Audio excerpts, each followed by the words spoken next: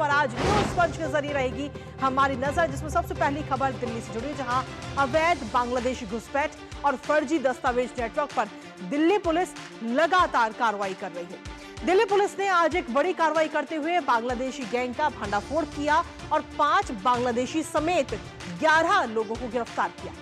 दरअसल यह गिरोह घुसपैठियों के फर्जी दस्तावेज बनाने में मदद करता था। फर्जी वेबसाइट के जरिए जाली पहचान पत्र बनाकर घुसपैठियों को भारत का नागरिक साबित करने में मदद करते थे। गिरफ्तार लोगों में फर्जी वेबसाइट, आधार कार्ड ऑपरेटर और तकनीकी विशेषज्ञ इसमें शामिल हैं। और इन सब में आपको जानकर हैरानी होगी कि मात्र 20 रुपए में ये फर्जी डॉक्यूमेंट बनाए जा रहे थे। ये अवैध बांग्लादेशी जंगल के रास्ते और ट्रेनों के जरिए भारत में दाखिल होते हैं और इसी के तहत ये बड़ी कार्रवाई की गई। अब इस पूरे मामले पर डीसीपी साउथ अंकित चौहान का क्या कुछ कहना है, वो आपको सबसे पहले सुनाते हैं। दिल्ली पुलिस ने अभी हाल ही में एक ऐसी सफलता हासिल की है जो अभी चर्चा में भी है और इसके सियासी मायने भी हो सकते हैं। हमारे साथ डीसीपी साउथ अंकित चौहान है। अंकित जी, जिस तरीके से आज जो घटनाक्रम आप बता रहे हैं, संक्षेप में इस घटनाक्रम को बताएं, फिर हम आपसे आगे बात करते हैं। एक हमारे पास अक्टूबर के महीने में मर्डर केस रजिस्टर होता है, उसमें 4 सस्पेक्ट्स थे। उनसे जब पूछा गया भाई वो उसके यहाँ काम करते थे, जिसके यहाँ सेंटू शेख नाम का आदमी डिसीज था, उसके यहाँ काम करते थे। उससे पूछा गया फर्दर कि भाई आपके यहाँ क्या काम करते थे, तो उसने बताया हम बंगाल से आए थे यहाँ काम करने के लिए। जब उनके डॉक्यूमेंट्स चेक करके तो मालूम चला कि इनके पास आधार कार्ड्स भी हैं, पैन कार्ड्स भी हैं।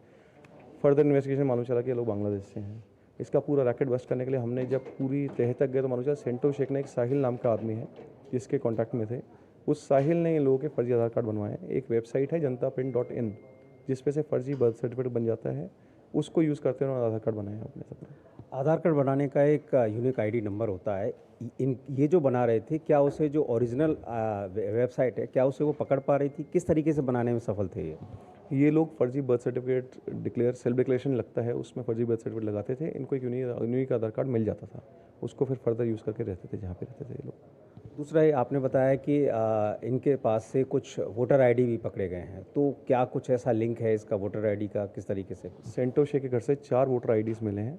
उनमें से 4 में से हमने एक लेडी पकड़ ली है जो बांग्लादेश सिटीजन है, उसके बांग्लादेश के प्रूफ मिल चुके हैं उनको। वो आई थी 2021 में यहाँ पे, उसने अपना फर्जी आधार कार्ड बनवाया और फर्जी वोटर कार्ड बनवाया और फिर वो तब से इंडिया में रह रही है। आपको लगता है कोई बड़ा नेक्सस भी हो सकता है? अभी उसको इन्वेस्टिगेट करते हैं। तो हमने बात की दिल्ली पुलिस से, जो कह रही है कि फर्जी आधार कार्ड और जो वोटर कार्ड का बनना एक बड़ा नेक्सस हो सकता है। फिलहाल कुछ बांग्लादेशियों को पकड़ा गया है और जांच जारी है।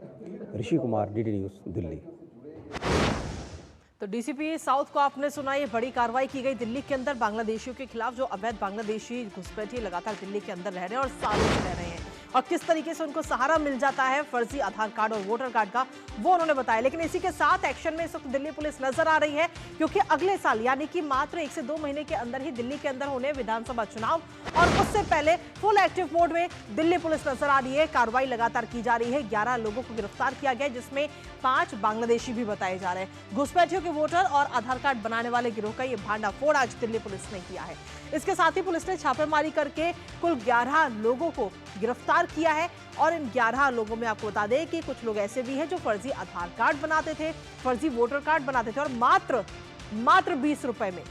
अब ऐसे में सवाल यह है कि आखिर ये लोग कहां से आते हैं। फर्जी आधार कार्ड और वोटर आईडी कार्ड भी इनके पास से बरामद किए गए हैं। काफी संख्या में फर्जी आधार कार्ड और वोटर कार्ड इनके पास में मौजूद थे। जंगल और ट्रेनों के जरिए बांग्लादेशी और रोहिंग्या भारत में प्रवेश करते हैं, यहाँ पर 20 रुपए देते हैं और फर्जी आधार कार्ड और वोटर कार्ड इनका बनकर तैयार हो जाता है। ऐसे में अवैध दस्तावेज बनाने वाले लोगों पर यह कार्रवाई की गई है। कुल मिलाकर 11 लोगों को गिरफ्तार किया गया है। इसके साथ ही महाराष्ट्र में भी एक्शन मोड नजर आया। अवैध बांग्लादेशियों के खिलाफ ये कार्रवाई की गई है। बांग्लादेश में भी दिल्ली के साथ साथ जहां महाराष्ट्र के धुले शहर में 4 बांग्लादेशी नागरिकों को इस वक्त पुलिस की तरफ से गिरफ्तार किया गया। एक होटल से बांग्लादेशी नागरिकों की ये गिरफ्तारी हुई थी। दिल्ली में तो एक और जो अभियान है वो चल ही रहा है, लेकिन इसके साथ ही महाराष्ट्र में भी गिरफ्तारियां की जा रही है। विदेशी अधिनियम और पासपोर्ट अधिनियम के तहत मामला भी दर्ज किया गया, कोर्ट में पेश किया गया, और उसके बाद में अब आगे की जो जांच है वो भी इस वक्त की जा रही है। इसी पर ताजा अपडेट ले लेते हैं। इस वक्त हमारे साथ हमारे सहयोगी ऋषि इस वक्त जुड़ रहे, सीधा उन्हीं कर ऋषि, जो ये बांग्लादेशी घुसपैठिए हैं, इनके खिलाफ इस वक्त लगातार कार्रवाई की जा रही है। 2 महीने का वक्त दिया गया एलजी की तरफ से और उसके बाद आज एक बड़ी कार्रवाई, कुल 11 लोगों को गिरफ्तार किया गया।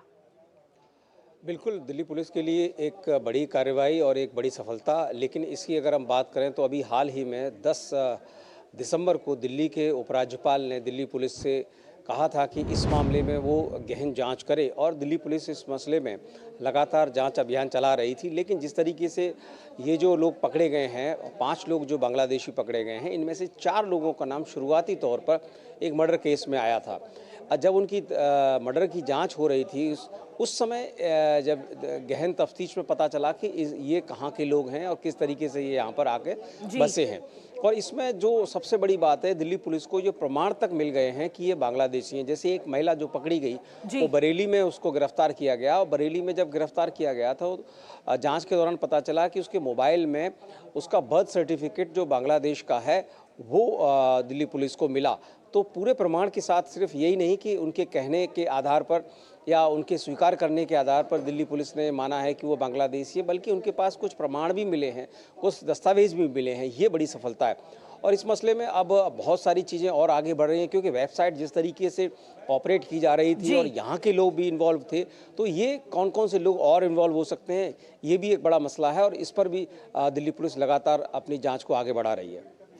इसी के साथ अगर ऋषि हम देखें तो फर्जी आधार कार्ड और वोटर कार्ड भी इन लोगों के बनाए जा रहे थे, जो लगातार ट्रेनों के जरिए और जंगल के रास्ते भारत में प्रवेश करते थे। और देखिए, हैरानी की बात यहाँ ये आती है कि मात्र 20 रुपए में इनको आधार कार्ड और वोटर कार्ड फर्जी उपलब्ध करा दिए जाते थे। बिल्कुल, ये बहुत ही हैरानी की बात है, क्योंकि अगर हम लोग देखें तो आम इंसान जो यहाँ के लोग हैं, वो अगर अपना आधार कार्ड में परिवर्तन कराना चाहते हैं तो आज भी उनके लिए ये तय करना होता है कि कहाँ जाना है, कहाँ समय हासिल करना है। लेकिन ये लोग एक फर्जी वेबसाइट के जरिए मात्र 20-20 रुपए में कर पा रहे थे, तो ये बड़ी बात है।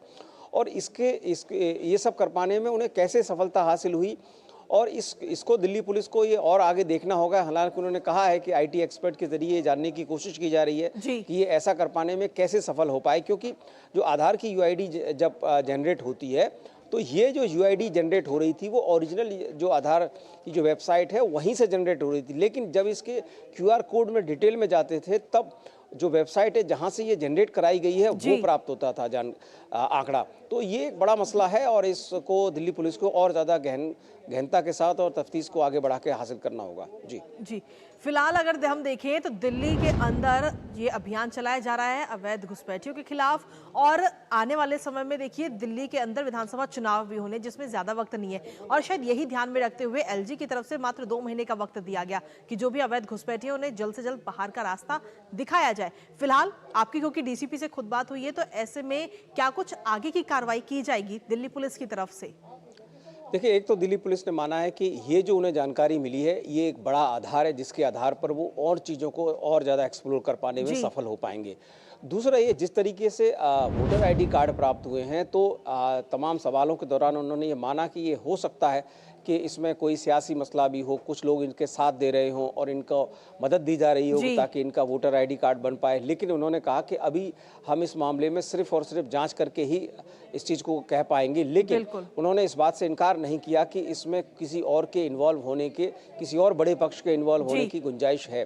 तो ऐसे में जो जिस तरीके से वोटर आईडी कार्ड प्राप्त हुए हैं और आधार कार्ड तो खैर बेसिक चीज़ें है, जिससे कि हर चीज़ को हासिल करना आसान हो गया है, और इसके आधार पर तमाम सरकारी योजनाओं का लाभ भी लोग हासिल कर पा रहे हैं। तो ऐसे में अगर विदेशी लोग यहाँ पर आकर इस तरीके से योजनाओं का लाभ ले रहे हैं या वोटिंग प्रोसेस में भाग ले रहे हैं, तो ये गंभीर मसला है, सुरक्षा के लिहाज से भी और हमारे जो लोकतांत्रिक पहलू है उसके लिहाज से भी। चलिए, फिलहाल बहुत बहुत शुक्रिया ऋषि, तमाम जानकारी और अपडेट्स हमारे साथ साझा करने के लिए। इस पर आप अपनी नजर लगातार बनाए रखिएगा।